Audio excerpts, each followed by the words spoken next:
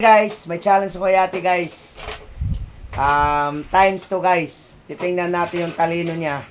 Kasi nga sabi niya guys, sa school daw, perfect daw siya. Susubukan ko ngayon guys.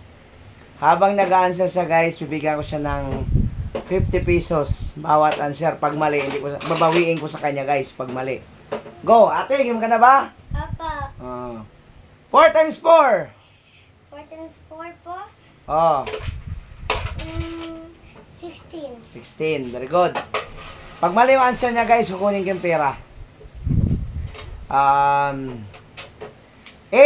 times 4. 32. 32. Very good. Meron nga guys. 6 times 8. 6 times 8 po? Oh, 48. very good. 9 times 7. 63. 63. Ito guys, maubos yung pera ko nito Hindi pa nakabawi sa kanya. Ito guys, yung pinakamahirap na kaya, anuhin natin. 7 times 8. 7 times 8. Ito guys, parang hindi na, 56. ay, na-answeran pa rin guys. Ayan nako, konti na lang tong pera ko. Di pa nakabawi sa kanya. Ito, yung mahirap. 9 times 7. 63. 63. 4 times 4. 16. 16. Di pa nakabawi guys 8 times 8. 8 times 8 po? Oh, 64. 64. Ayun guys. Konti na yung pera ko guys. Di pa nakabawi sa kanya. Ito ata.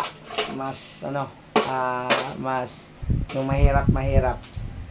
9 times 9. 81. 81. Ang galing talaga guys. Ang tuwa-tuwa niya guys. Ano pa kaya? Yung pinakamahirap ng times. 7 times 4. 7 times 4 po? 7 times 4. Ayan guys, naghirap na. Ayan guys, nahirapan siya. Babawiin ko yung pera kung pag niya masagot.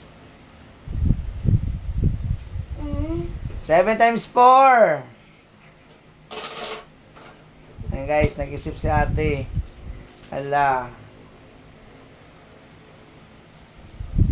Ano? 1, 2, 3. 28. Ha? 28. Oh, very good.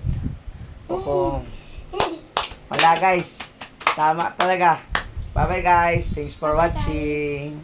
Sabihin mo. Bye-bye guys. Masaya po ako dahil nakakuha po ako. Bye-bye na. Bye-bye. Bye-bye